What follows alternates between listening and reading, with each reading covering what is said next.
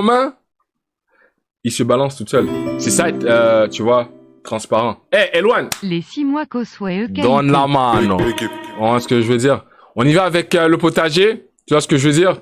C'est l'équipe. Tu vois ce que je veux dire? C'est le quator. Moi, Yanis, le potager. Et viens, on discute que je n'ai jamais fait de vidéo de lui qui est très bizarre. Rod, tu vas supprimer la rediff? Non. Elle sera disponible. Pourquoi je la supprimerais? Dis-moi. Pourquoi? Ce serait supprimé pour rien. Non. On y va avec le potager. Là, il a coupé ses cheveux. Tu vois, il a un look beau gosse. J'aimais bien les cheveux longs, tu vois. Ça faisait en mode Thor, tout ça. Mais ouais, vas-y. On l'aime comme il est, hein. Aujourd'hui, une vidéo pleine d'amour et de bienveillance. C'est faux. Il y a un an, j'ai fait une vidéo sur l'album 09 de Booba, où j'ai exposé les différents choix de sa carrière qui l'ont amené à utiliser l'autotune, qui était quelque chose de totalement novateur, quelque chose qui n'avait jamais été fait pour une tête d'affiche à l'époque. Ce qui lui vaudra beaucoup de moqueries, certains qualifiant cet album de pire album de Booba, Booba finito, il disait, pour au final se rendre compte qu'il était précurseur et que c'est un outil que tout le monde utilisera dans le futur. Quasiment tout le monde. Et Booba aura plus de 15 singles de diamant sous autotune. Enfin bref, allez voir ma vidéo si c'est pas déjà fait. Alors, j'avais prévu de faire une seule vidéo. Je pense qu'on l'a fait ces vidéos. Ouais. Pour parler de la seconde partie de la carrière de Booba dans les années 2010, centrée sur ses clashs. Mais je me suis rendu compte que j'ai beaucoup, mais genre vraiment beaucoup écrit. Dites-vous que ce que vous êtes en train de regarder là, ça devait être de base juste mon intro. Et je vous fais pas un dessin, une intro de 30-40 minutes, ça perd un peu de son sens. Donc au lieu de faire une vidéo interminable, je me suis dit, pour le confort de tous et pour le bien de ma stabilité financière, je me suis dit que j'allais faire une trilogie. La première partie, c'est ce que vous êtes en train de regarder, ça va être centré sur les premiers clashs de Booba. La seconde partie, ça va être sur son clash avec Rof, toute l'histoire de son clash avec Rof, et la troisième partie, ce sera la conséquence de ses clashs, que ce soit pour lui ou pour ses ennemis, et la suite de sa carrière musicale. Oh, la fouine, on n'a pas oublié ça, c'est vrai, c'est un clash. Gros clash du rap français, ça. En place, et sa fin de carrière. Mais avant de parler du numéro 1 du rap game, laissez-moi vous parler du numéro 1 dans son domaine. Fuck le CBD. Nous, on veut la THC, c'est le débloqué. Ou potager, vous pouvez sponsoriser. Du melon, de la tomate, la betterave. Regardez le meilleur pour la fin, c'est ça.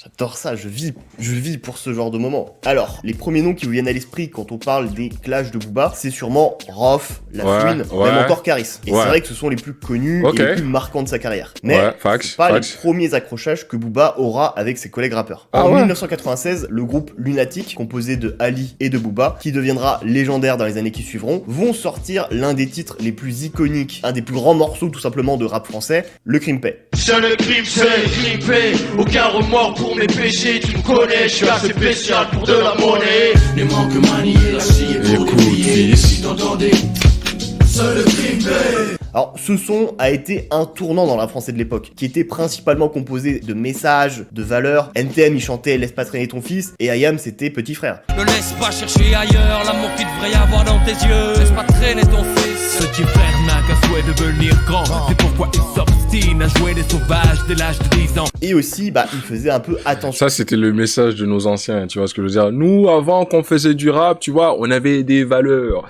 On rappait parce qu'on voulait passer un message, tu vois ce que je veux dire. Le rap d'aujourd'hui ne véhicule que la violence, alors que à l'époque, nous, jeunes, ferme ta gueule. On en a rien à foutre. Ils pouvaient pas dire n'importe quoi, entre guillemets. De là à dire qu'ils pouvaient lisser leurs propos pour passer en radio, il n'y a qu'à pas. Ça, c'est la responsabilité, la vision de chacun. Mais quand Lunatic a débarqué, eux, c'était beaucoup plus brut. C'était la réalité des quartiers, la réalité des banlieues, avec tout ce que ça implique. La violence. Il n'y avait pas de filtre. On n'est pas là pour donner une leçon, faire une morale. On est là juste pour constater des choses. Quand on a l'argent, c'est facile de dire que le crime ne paie pas. Et quand t'as pas les films, tu te débrouilles tout seul, t'apprends, et voilà. Ça dépend, des fois il paie quand il n'y a pas que le travail qui paie. Voilà. Lunatic, ça a jamais été du rap conscient, rien à foutre, ça reflétait juste un état d'esprit, de seum et de je m'en bats les couilles. Et ça va déplaire à beaucoup de gens, qui vont reprocher à Lunatic de faire l'apologie du crime. Skyrock refusera... Mais c'est ça, ici, Lunatic, normalement c'était Booba, genre c'était le yin et le yang. Je pense, Ali était censé être, tu vois, la voix de la raison, et Booba, il faisait le grand bandit. De diffuser ce genre de propos sur leur radio. Aucune maison de disques ne voudra les signer. Personne ne veut de Cristiano Ronaldo. IAM saluera la qualité de leur musique, mais avouera être en total désaccord avec le message passé. Et il y a Fab qui en 97 va faire la chanson Des durs, des boss, des zombies. Alors Zombie c'est quelque chose de faux, de truqué, de mensonger. En gros c'est une chanson pour tacler tous les MC, tous les rappeurs qui s'inventeraient une vie et qui surferaient sur ce côté soi-disant gangster, soi-disant criminel. Et aussi dans le sens où les vrais gangsters, les vrais criminels ne font pas de musique. Le hip-hop et plein de gangsters en toc qui vivent dans des pavillons, nous prennent pour des couillons. Les faux MC aussi, chacun sa guerre, je suis pas dans celle entre les durs, les boss, les tueurs à gages, les bandits, les médisants, les soi-disant dans le bis depuis qu'ils ont 10 ans. Et en 97, Booba, il est en prison, il est incarcéré à la prison de Bois d'Arcy. Alors j'ai pas réussi à trouver sa date d'incarcération précise, mais il y a de très grandes chances qu'il était déjà en prison pour son braquage de taxi au moment où Fab sort cette chanson. Et Fab, il a cette phase sur le morceau. Concours des plus cons des MC qui se font la guerre sur des maxi. Ils parlent d'avoir du cash, non pas assez pour prendre un taxi. Alors, le thème de la chanson plus cette phase, il y a quand même de très grandes chances que ce soit des pics pour Lunatic. Et plus précisément pour Booba, qui lui répondra 3 ans plus tard sur le morceau La Lettre, présent sur l'album Mauvais Oeil. C'est tellement bac pour en parler, faudrait que je me fasse mal au dos. Tombé si bas, pour en parler, faudrait que je me fasse mal au dos. Quand Fab écrit ça, c'est pour dire que les mecs sont tellement bas dans ce qu'ils sont, dans ce qu'ils racontent, que quand il doit parler d'eux, quand il doit se mettre à leur niveau, il doit se pencher énormément à s'en péter le dos. Quand Booba écrit ça, il a 20 ans. Il est en prison pour 18 mois, il a pas une thune, il a pas percé dans le rap, aucune maison de disques ne veut le signer, il est au moment le plus bas de toute sa vie. Donc Booba va reprendre la phase pour souligner que la prison l'a mis plus bas que terre, et que pour en parler, il doit se pencher énormément à s'en péter le dos lui aussi. La phase de Fab, elle tue, la phase de Booba, elle tue aussi, sauf que lui, il a rajouté à la fin. Tombé si bas, pour en parler, faudrait que je me fasse mal au dos. Putain, quelle rime de bâtard. Et quand Booba dit ça, c'est vraiment pour l'insulter. C'est pour le tacler à son tour, pour dire qu'il a fait une rime d'enfoiré. C'est une réponse parfaite de Booba. Reprendre la phase de l'autre pour lui répondre et la sublimer derrière. Et au final, l'histoire retiendra la phase de Booba, qui sera beaucoup plus connue et beaucoup plus populaire. Je suis tombé si bas, pour en parler, faudrait que je vende des marrons chauds. Putain, quelle rime de pack-pack. Fort comme Booba. Wait, hold on. Wait, what? What do you... Attends. Wait, what? Dis-nous si dis-nous la vérité, la vraie vérité. Quand on disait que t'avais des rimes de merde, au début, je pensais que c'est juste les gens, ils étaient aigris, puis tu vois, ils voulaient juste salir ton nom. Après ça, j'ai commencé à remarquer que des fois, tu disais n'importe quoi. Mais celle-là! Ah ouais, celle-là, y a rien à dire.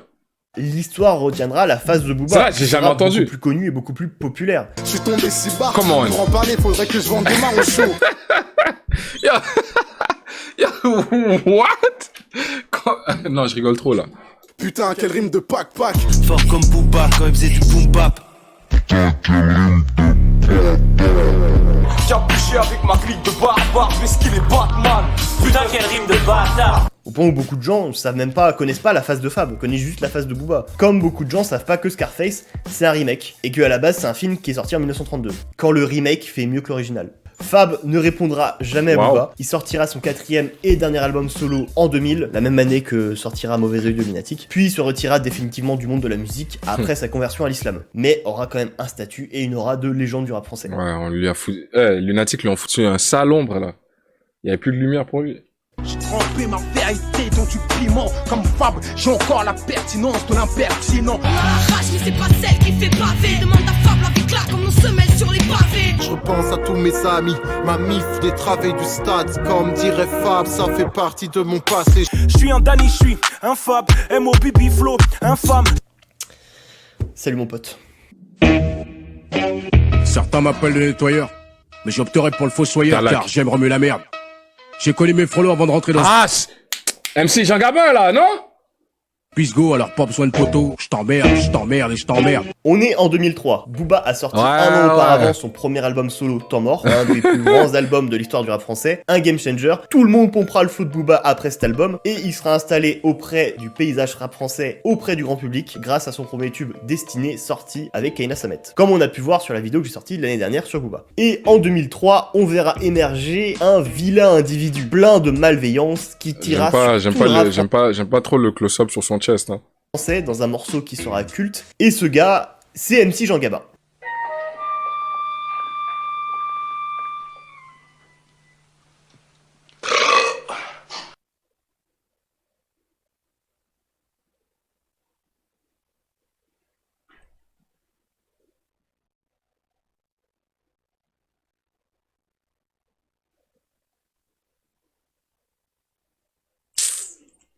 Comment, man?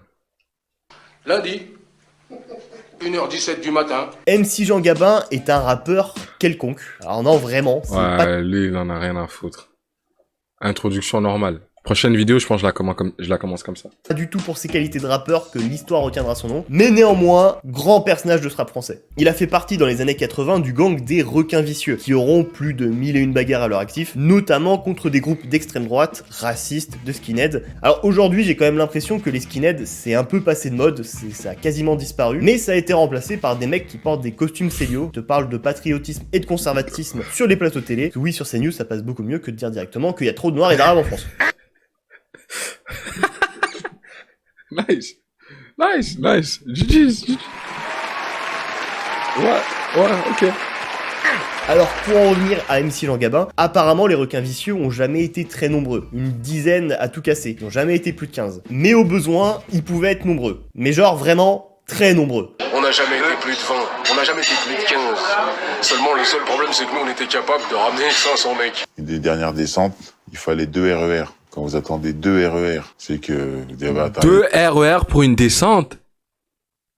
Attends, 2 RER plein là? Pour une descente? Nah, no way. Nah, c'est du mythe. La vraie histoire du gang Black Dragon. Les gars, 2 RER pour une descente. Ils étaient déterminés.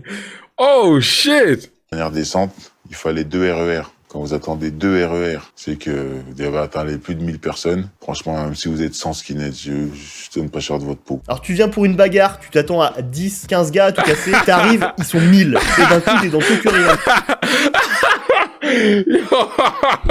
Oh shit! Oh shit! Oh shit! MC Jean Gabin fera plusieurs allers-retours en prison, notamment en Allemagne, où il se spécialisera dans le braquage de magasins, de bijouterie, de banques aussi. Il fera 5 ans de prison là-bas au total. Il sortira en 94 et sera interdit du territoire allemand jusqu'en 2020, soit 26 ans d'interdiction de territoire. Pas mal. Il va devenir ami avec Doc Gynéco dans les années 90. Me demandez pas comment ils sont devenus potes, j'en ai absolument aucune idée. Je sais juste que c'est lui qui va pousser MC Jean Gabin à rapper. Il l'invitera dans sa compilation Liaison dangereuse sortie en 98. La même compilation sur laquelle on retrouve le featuring Doc Gynéco Bernard Tapie. Et sur la vidéo sur les pires feats du rap français. Et Doc Gynéco voudra faire une chanson où il y aura MC Jean Gabin et Lerita Mitsuko.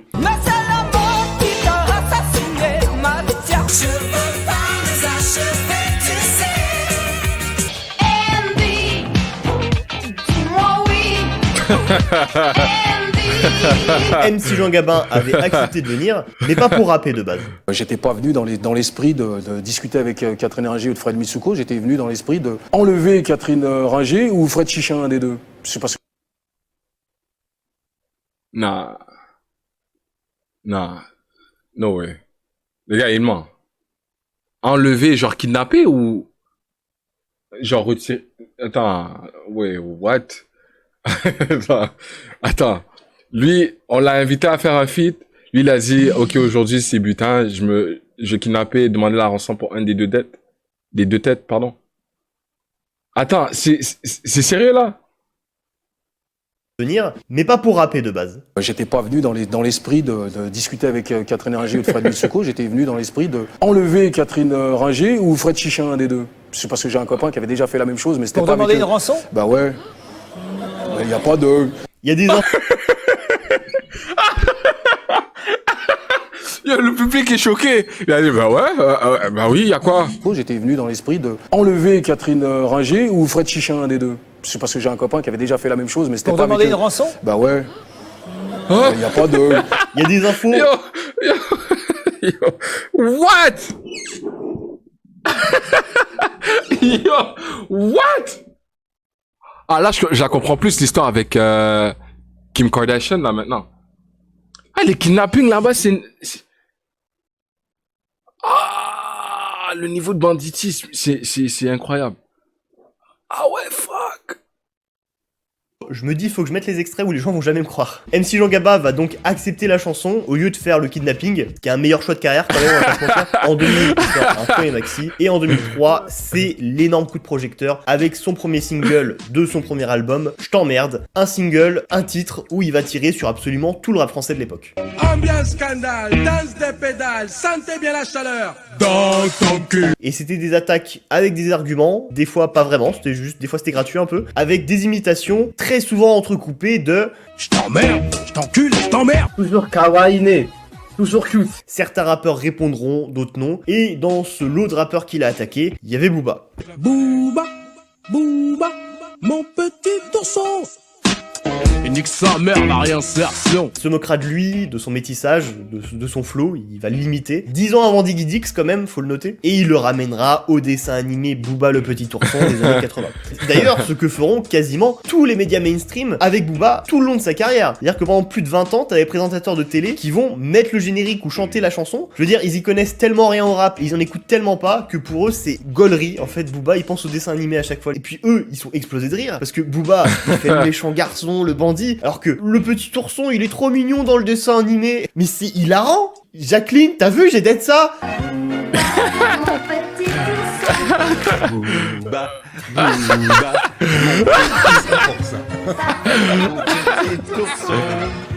Ah oui, non, mais la foule est en délire. T'as plié un classique, Pascal. Donc, Booba va lui répondre. Oh, n'importe quoi. MC Jean Gabin, hein, pas Pascal Pro, ça n'aurait eu aucun sens en 2003. Il va lui répondre quelques mois plus tard dans la première mixtape de Mala, qui sortira aussi en 2003, dans un morceau qui s'appellera L'Ourson. En 2 mots. Et t'as compris le jeu de mots, c'est pour l'ourson. Rapport au dessin. Boys! Mais Booba, le petit tour. Vous avez compris ou? Tu vas retourner braquer, bouffon, avec ton blast qui pue la défaite.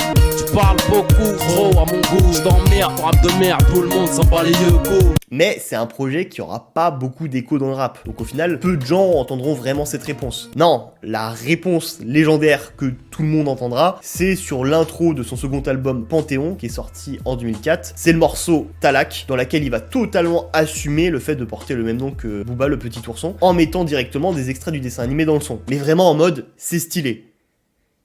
Et ça marche.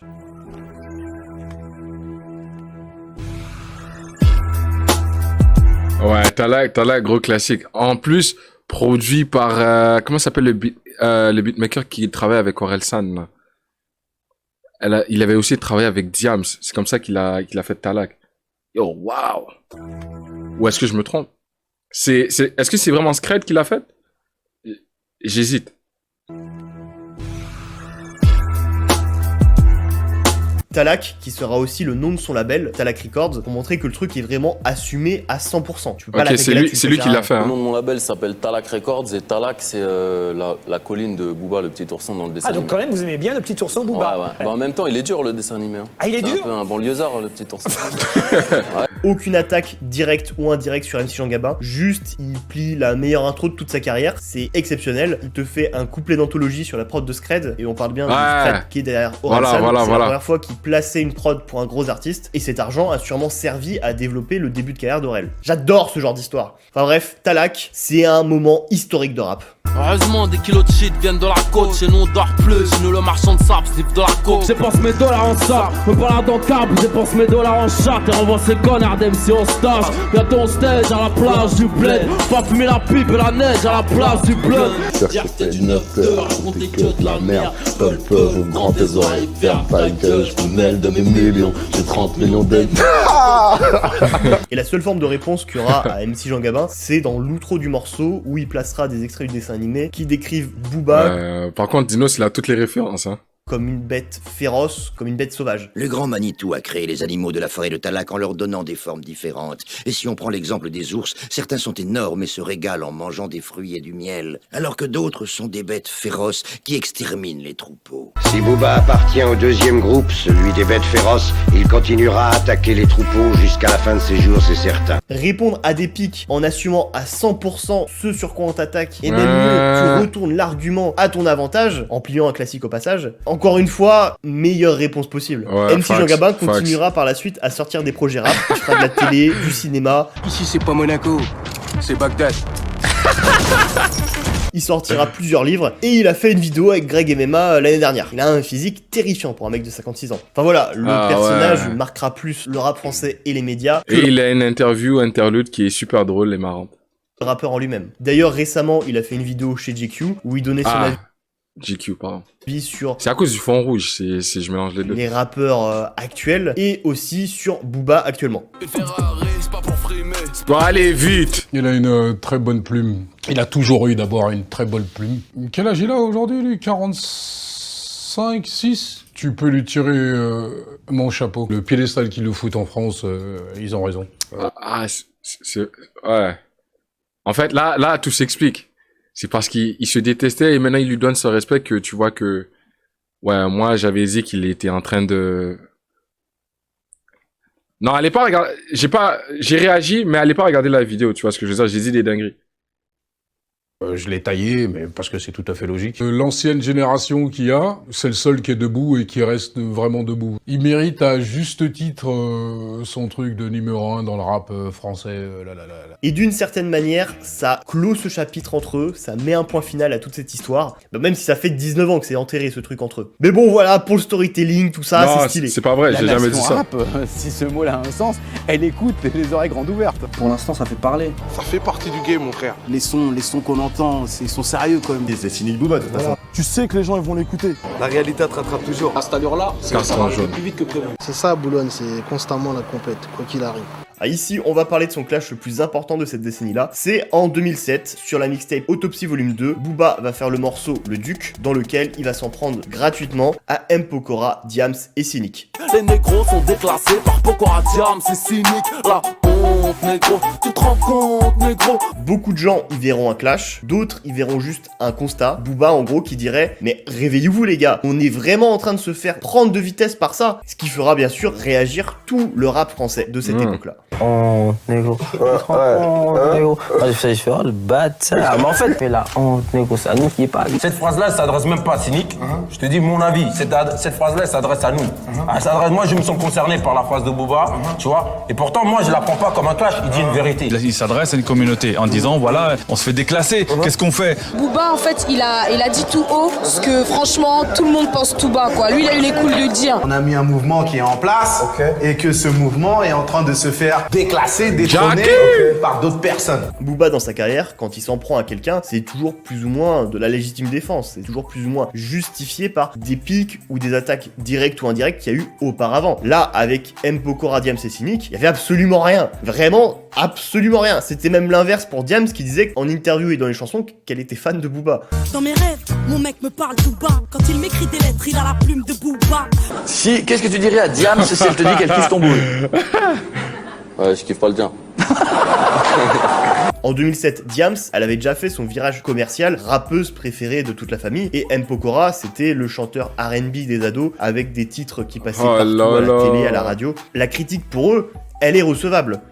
Mais pour Cynic, pour les plus jeunes qui le connaissent pas, c'était un gros vendeur dans les années 2000. J'ai jamais réacté à Cynic. C'était un très bon rappeur et encore un meilleur battle MC. C'est un rappeur dans tout ce qu'il y avait de plus crédible et respectable. C'est déjà beaucoup plus dur de comprendre ce que Booba a lui reproché. Le seul truc qui pouvait les différencier légèrement, c'était que peut-être Cynic passait plus à la télé ou en radio que Booba. Mais ça encore après, j'ai pas les chiffres exacts de l'époque, je l'ai vécu et pour moi les deux passaient déjà énormément. Non, le point pertinent qu'il aurait pu appuyer, c'est dire que les médias mettent plus en avant Cynic parce qu'il est blanc et pas lui parce qu'il est métis. Mais ça, je crois, il l'a jamais fait.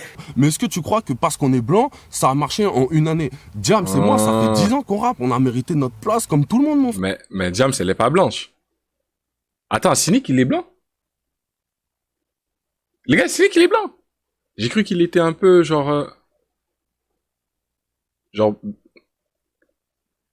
Frère, tu vois ce que je veux dire? On a mérité comme tout le monde. Et c'est la pire des insultes que de dire le mec il a réussi parce qu'il est blanc. Et moi je viens d'une ville, mon frère, où on a tous poussé ensemble. Et c'est pas, je te dis pas ça pour faire beau devant la caméra, je te dis ça parce que c'est la vérité. Depuis la maternelle, mon frère, on était tous mélangés. Toute nationalité, religion, tout confondu, mon frère. Alors que les gens aujourd'hui veulent me faire passer pour un mec qui traîne qu'avec des blancs. Je suis désolé, mon frère, là tu m'insultes. Tu vois ce que je veux dire? Tu m'insultes. Et viens me le dire en face.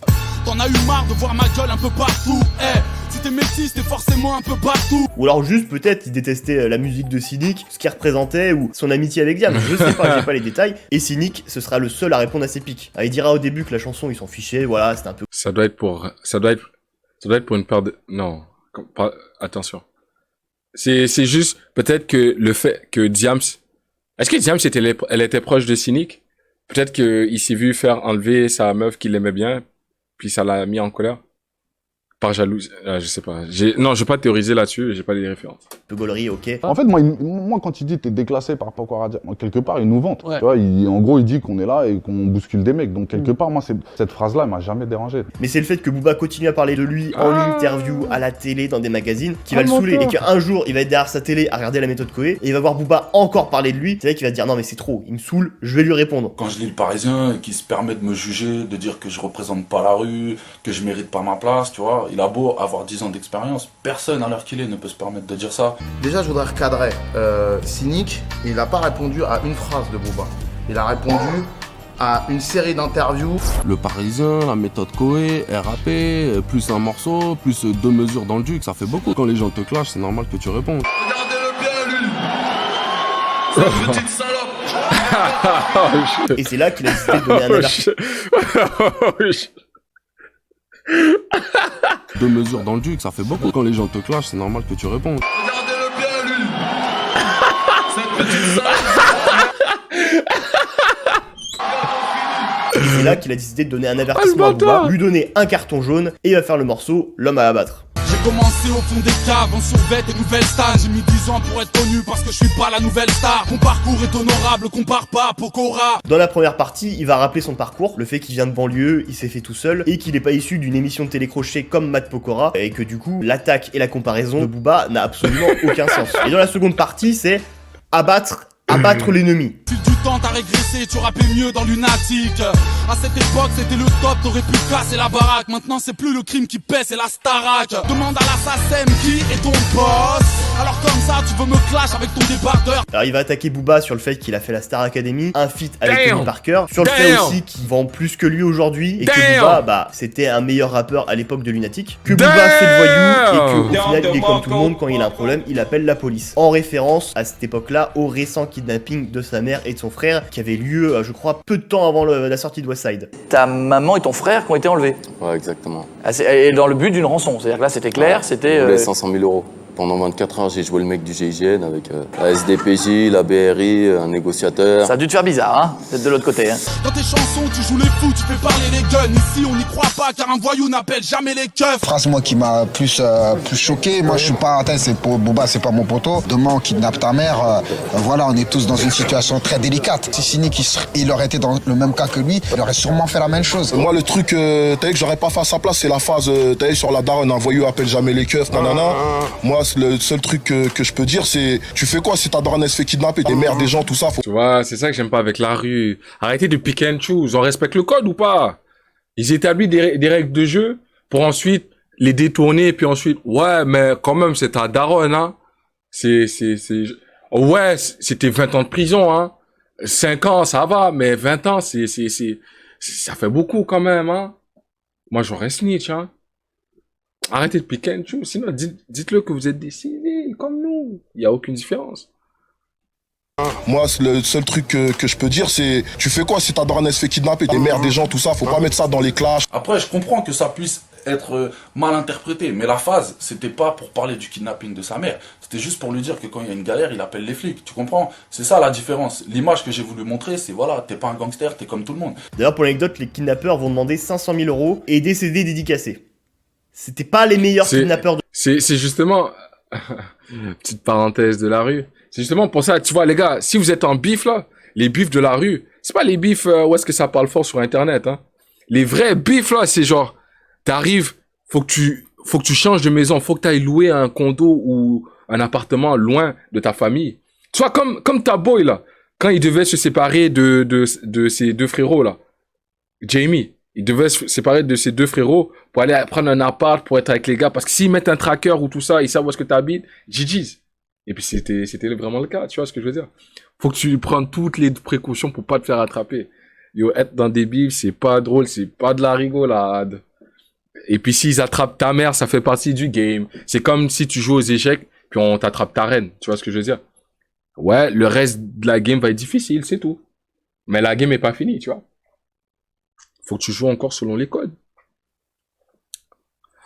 Et moi, je m'en bats les couilles de ces codes. Moi, je suis pas de la rue. La planète. Ici. Moi, si j'aurais été dans la place de Booba, je fais pareil. Cynique reprendra de célèbres punchlines de Booba pour les retourner contre lui. Demande à l'assassin qui est le boss. Demande à l'assassin qui est ton boss.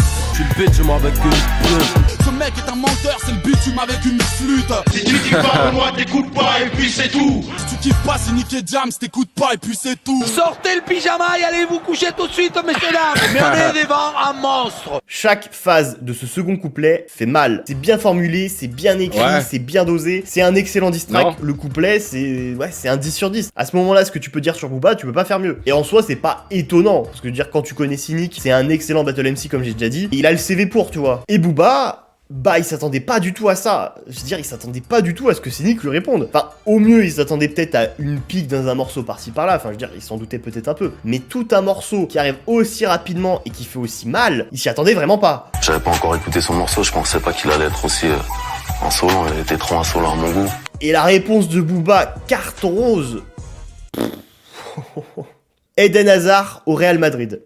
Tu es mon premier fan, Booba Keïta me l'a dit. Les vrais gars sont dans mon camp, tu ne connais rien de la vie. 9 de I, c'est pas la Dodge Vita. Cynic, ton équipe, c'est Diam, c'est Chita. Pardon, je voulais dire Diam, c'est Vita. C'est giga nul.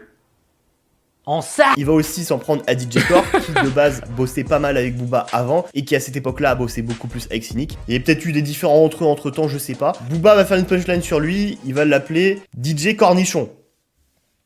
Nice. C'est pour te dire le niveau de la réponse de Booba. Nice. Tu demandes encore qui déplore les Génélec sur scène avec DJ Core ou DJ Belek. Dans ton disque jockey, gros porc, a.k.a. Don Cornichon, a.k.a. gros corps malade, grosse biatch. Disque jockey là, DJ Core. Non, Don Cornichon. Cornichon. Bah ouais, t'as vu. On est Al. DJ Cornichon. Lol. Je me rends compte que mes gars sont noirs, mon gars. Il t'a dit Cornichon. Qu'est-ce qu'on fait? Et là, tout le monde a gueulé. Et DJ Core lui répondra dans un diss track lui aussi. Alors c'est très drôle parce que il est vraiment pas du tout rappeur, hein. C'est vraiment juste un producteur, il fait de la musique, il rappe pas. Mais voilà, je pense que c'est l'esprit troll, c'est la blague du second degré, mélangé un petit peu avec du premier degré pour certaines phases, j'imagine. Mais enfin bref, DJ Core a fait un diss track sur Booba. La honte, négro, tu te rends compte, négro, t'es infirme, au mic, j'ai piqué tes doigts de la honte, négro, tu te rends compte, négro, laisse-nous passer, Renoir nous fait péter les watts. Moi, ce morceau-là, je l'ai fait, franchement, je me suis tapé des barres. Sérieusement, je me suis découvert des talents de rappeur, quoi. Ok. Et on parle bien de Core, le mec qui est derrière SCH, La Crime, Louvresval, Zola, et derrière le label Awa Productions. C'est ça, lâche ça. Core. Balancer un de mes frères. On fait pas ça. C'est qui est aussi le mari de la chanteuse Leslie. Je voulais que tu portes mon nom. Pas du tout, c'est Amine, je me suis trompé. Et ce diss track que fera Core en 2007, mais ça va scandaliser une grande partie du rap français de cette époque-là. Pas parce qu'il s'en est pris à Booba, ah non, ça, c'est... Mais c'est parce qu'il rappe. C'est vraiment en mode, mais pour qui tu te prends? T'es un beatmaker, t'es un producteur. D'où tu rappes? Tu te prends pour qui? Pourquoi tu te mets en avant comme ça? Tu es fou. Core, c'est un DJ, pourquoi il veut prendre le micro, lui? C'est quoi son problème? Justement, moi, non, franchement, j'ai entendu le morceau, mais t'as vu, je peux pas écouter ça, c'est trop pourri, tu vois. C'est-à-dire, même si... Ben non, laisse tomber, lui. Carrément, c'est du n'importe quoi. C'est bien prétentieux en tout cas. Core, je regarde la caméra en face. Malheureusement pour toi, gros, arrête de rentrer dans un trip qui n'est pas ton trip. Tu es un mauvais rappeur, mauvais clasheur, mauvais lyriciste. Core, arrête. Fais pas des morceaux, essaye pas de rapper, il y a pas de place déjà. Les mecs sur le terre-terre, ils ont faim. Ils entendent un DJ qui veut rapper, des trucs pétés comme ça, ils ont le seum. Moi, je vais pas demain prendre les platines, tu vois. C'est du... Non, je pense qu'ils avaient juste peur pour leur carrière. C'est genre, tu veux nous mettre au chômage là? Vas-y, fous le camp, reste dans ton poste là. N'importe quoi. Qui résume bien d'ailleurs, je trouve, la mentalité française de l'époque, qui perdure d'ailleurs encore aujourd'hui, c'est que si tu es connu pour quelque chose, tu n'as pas le droit, ou ce n'est pas bien, tu n'es pas légitime si tu tentes une autre activité artistique à côté. Pour qui tu te prends? On est beaucoup plus, je trouve, dans le jugement en France. Là où aux États-Unis, on est dans l'entertainment, dans l'encouragement, dans l'esprit yes man, en mode ouais, vas-y. Non, parce que voilà, peut-être moi un jour j'aimerais bien rapper, voilà, laissez-moi tranquille. Et pour en revenir à Cynic, Cynic là, il est dans une situation qui est pas évidente. On pourrait se dire, non, la réponse de Booba elle est nulle, Cynic a gagné, fin. Le problème c'est que Cynic, à la fin du morceau, il a dit ça. Ça c'est pas un clash, c'est un carton jaune. La prochaine fois ce sera pire. Carton Quand rouge. tu parles, je réponds. La réponse de Cynic était déjà écrite. Après le carton jaune, il avait prévu le carton rouge. Mais la réponse de Booba va tellement le décevoir qu'il va finalement décider de ne rien sortir. Et ça, bah ça va un peu lui desservir. Parce que Booba, il a répondu. Vas-y, donne ta réponse. T'as dit que tant qu'il parlait, tu répondais. Il a parlé. Vas-y, réponds. Ça va un peu le faire chier avec ça dans le rap français. Il devait sortir un truc, apparemment. Un carton d'une autre couleur, il a pas sorti. Pourquoi? Il avait plus dans sa poche ou... Après, tu sais quoi, je vais être franc avec toi. Au stade où je te parle, je te jure qu'on regrette presque d'avoir parlé de réponse. Parce que tellement sa réponse, elle était faible ou quoi, tu vois. Tellement la nôtre, elle est piquante. J'ai l'impression que ça va faire surenchère. Ça joue les clasheurs après. Vraiment, ça sortir du carton, ça sort plus. Vas-y. À ce moment-là, faire rien du tout. La semaine qui va suivre, ils seront tous les deux présents à l'année du hip-hop. Première cérémonie de l'histoire du rap en France. S'il parle de réponse, il faut répondre. Dans la vidéo, le flop des cérémonies rap. Il y a ceux qui savent faire rire. Bonsoir. Ce mec, mesdames et messieurs, wesh. Cérémonie rap. Il y a ceux qui savent faire rire. Bonsoir. N'hésitez pas à la voir, vraiment, c'est un classique. Booba et Cynic vont se croiser, mais il n'y aura pas d'incident. Ils vont pas se bagarrer, ils vont pas s'insulter ou se jeter des trucs au visage. Ils vont juste se regarder mal de loin. C'est plus ce que c'était le rap français, hein. Pour conclure cette histoire, la réponse de Booba était décevante, celle de Cynic est bien meilleure, c'est un excellent diss track. Donc voilà, Cynic, grand vainqueur de ce clash. Pour l'instant, il y a quoi? Là, à l'heure où on se parle, il y a quoi? Match aller, match retour. Alors moi, je te pose la question, qui a gagné selon toi? On fait pas un album quand on fait un clash, on fait un morceau pour tuer le mec. Les gens, ils en ont rien à foutre, ils s'attendent à avoir des vannes, des trucs, tu vois ce que je veux dire? C'est là toute la différence. Il faut que ça soit spontané, sinon ça marche pas. Vainqueur, S-I-N-I-K. Bah ouais. Moi je pense à ce moment-là, il y a un rappeur dans 94, quand il a dû voir tout ça, tout ce qui se passait au loin, il a dû se frotter. Non, pas ce mec. Un rappeur dans 94. Qui est ce mec? Quand il a dû voir tout ça, tout ce qui se Le passait mec du au loin, 94 il a dû en se question. Frotter les mains. Mais se frotter les mains en ricanant là, il était refait. Il a fait la danse de la joie. Les gens ils ont besoin du clash pour se faire connaître. Donc un mec qui clash pour moi il se rabaisse. Pour la suite de la carrière de Cynic, certains penseront que son clash avec Booba l'a grandement affaibli et que c'est pour ça que ses ventes se sont effondrées. Pas vraiment, en tout cas, c'est pas du tout la cause pour moi de la descente de sa carrière. La suite de l'année 2007 pour lui va très bien se passer. Il va sortir un album qui va s'appeler Le Toit du Monde. Il vendra 250 000 exemplaires et il aura un énorme tube avec James Blunt qui va être tabassé partout en radio, à la télé. Ça va être un des feats qui va le mieux marcher entre un rappeur français et un artiste américain. Dans cette vie,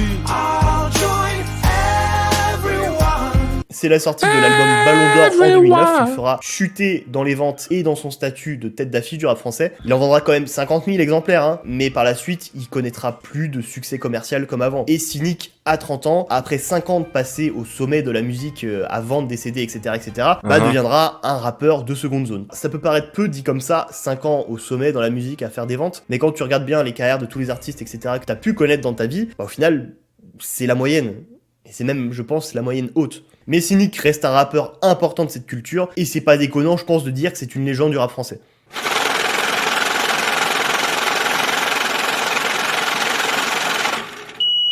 Il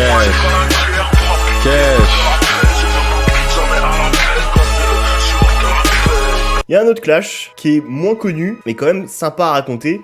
C'est avec Alpha 520. Alpha 520, c'est un rappeur qui a voulu se faire une place dans les années 2000 avec un modèle économique en total. Le seul Alpha qu'on respecte et qu'on connaît, c'est Alpha One.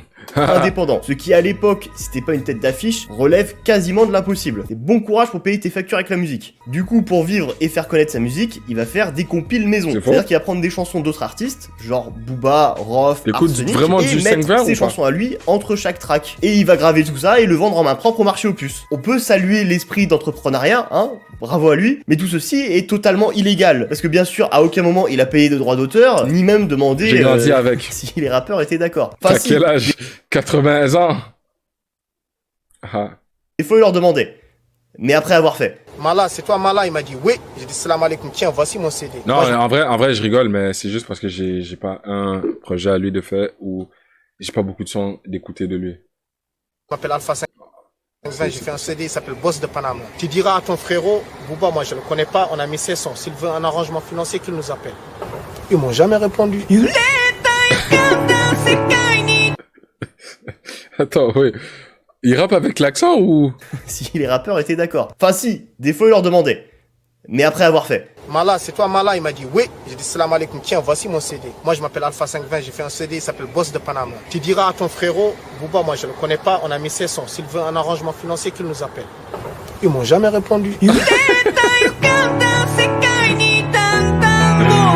Si c'est pas vrai, wallahi que Jay il arrête cette interview tout de suite, wallahi que je meurs. Et Alpha recommencera, il fera plusieurs compilations dans le genre, et Booba, bah de bouche à oreille comme ça, l'info finira par lui parvenir, et il en fera une phase sur le morceau Le Duc de Boulogne en 2006. Les clochards vendent des copies de mon nouvel opus, prennent le bus pour aller sucer au marché au puce.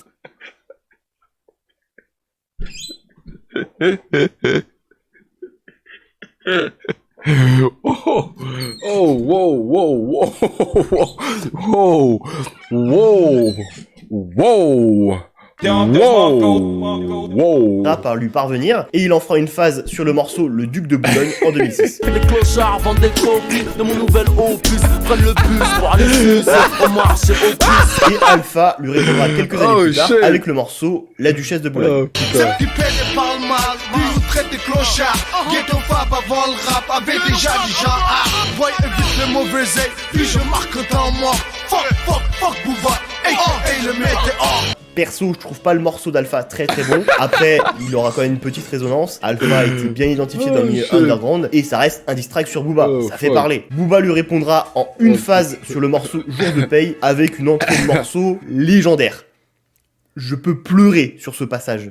Beta, Oméga, Beta, Alpha. Je suis trop haut pour les classes, Renoir. Tu crois que je vais Beta, Alpha? Booba, il résonne en termes de chiffre de vente. Alpha 520, il aurait vendu 50 000, 100 000 CD, il aurait fait une vraie réponse. Mais là, vu que dans l'algorithme de Booba, Alpha 520, c'est personne, il lui répondra pas. Enfin, il lui dit qu'il lui répondra pas, dans une amorce de morceau qui est légendaire. Ce qui, indirectement, est une réponse qui l'écrase de tout son poids, de toute sa grandeur. Ma non-réponse est un classique. Le match a pas eu lieu, mais Alpha 520 a quand même perdu. D'ailleurs, pour l'anecdote, quand Booba a ramené ses enfants sur la scène du Stade de France, c'était sur cette chanson. Soit la chanson la moins adaptée de sa carrière pour un moment mignon avec ses gosses. Bon, après j'exagère. Kalash, ça aurait été pire. Luna qui fait le couplet de Caris, pourquoi pas? La phrase sur le marché au puits, ça c'est fort ça. Devine, à l'horizon, toujours 2 ou 3 jours, 2 ou 3 jours, 2 ou 3 jours, 2 ou 3. Le dernier moment de convivialité de Booba avec ses amis rappeurs dans cette décennie-là, ça va être sur le morceau B2OBA sorti sur 09 en 2008. Comme on a déjà évoqué dans la partie 1, il a une phase qui va faire réagir. MC échangeront d'elle contre liquidité. NTM Solar IAM, c'est de l'antiquité. MC Solar avait sorti en 2007 un album comme IAM qui, eux, en plus, avaient eu une tentative de single horrible avec Coupe le Cake. Très sincèrement, on aurait plus cru à une parodie des Inconnus qu'autre chose.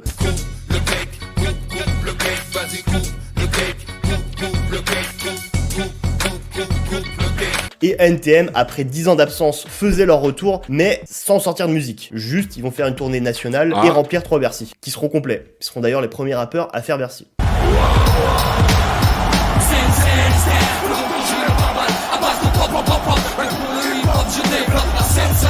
Et les médias, ils sont à fond derrière tout ce beau monde. Les passages télé, les passages radio, ils jouent à mort le côté nostalgie, âge d'or du hip-hop, les rappeurs avec des vraies valeurs. Il se passe quelque chose quand vous êtes ensemble. C'est vrai, il se passe quelque chose d'émouvant quand vous êtes ensemble. À l'année du hip-hop, IAM sera mis à l'honneur et ils seront nominés dans quasiment chaque catégorie. Mais pas parce que leur musique elle est bien, mais parce qu'il y a 10 ans, ils ont fait l'école du micro d'argent. Alors ils vont bien sûr rien gagner, mais voilà, on va tellement forcer qu'à la fin on va quand même leur mettre un prix d'honneur de voilà de ce que tu veux, de voilà merci pour tout. Parce qu'il fallait vraiment absolument leur donner un prix. Et tout ça en fait, c'est juste de la pure nostalgie. Tout ce que Booba déteste. Il leur reprochera de faire de la mauvaise musique, d'être dépassé, de remplir des salles uniquement grâce à un public nostalgique qui écoute même plus de rap aujourd'hui. On les diffuse à la télé et à la radio uniquement parce qu'il y a 10 ans ils étaient forts. Mais pour lui tout ça c'est un non-sens. Parce qu'ils prennent la place de jeunes artistes talentueux qui eux ont un avenir. Il n'y aura pas de réponse en musique des artistes cités, juste NTM qui lui répondra dans diverses interviews. Et il tacle ce qu'il veut, on fait 5 Bercy, il remplit un Zénith, il croit que nous on l'a fait il y a longtemps le Zénith, ça on est passé à autre chose nous. Quand tu fais le bad boy alors que t'es en prison pour un taxi basket.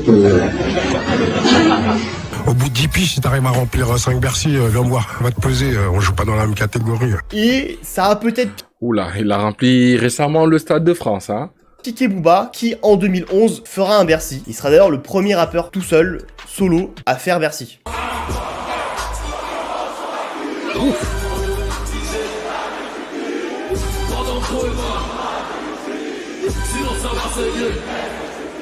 Malgré ces différents accrochages et clashs dans cette première partie de carrière, la décennie 2000 va être exceptionnelle pour Booba. Il va la commencer en tant que jeune espoir et il la finira comme légende du rap français. Sa carrière elle aurait pu s'arrêter en 2010, il aurait déjà fait partie des plus grandes légendes de cette musique. En France ou même partout ailleurs sur cette planète, passer 10 ans en tant que top vendeur, c'est exceptionnel. Mais ça n'a pas été le seul à réussir cet exploit. Au même moment, il y a un certain Rof qui vendait plus que lui et qui revendique aussi ce statut de numéro 1. C'est dans la décennie suivante qu'on verra l'explosion entre Booba et Rof, ce qui déclenchera le clash le plus iconique et le plus important de l'histoire du rap français. Mais ça, on le verra dans la partie 2. Merci à Golden CBD d'avoir sponsorisé cette vidéo. Et merci à toi, El Reglamento, pour las vidéos. Équipe. Sale. Ro de... Why? Pourquoi ro de fesses? El reglamento. Si, señor.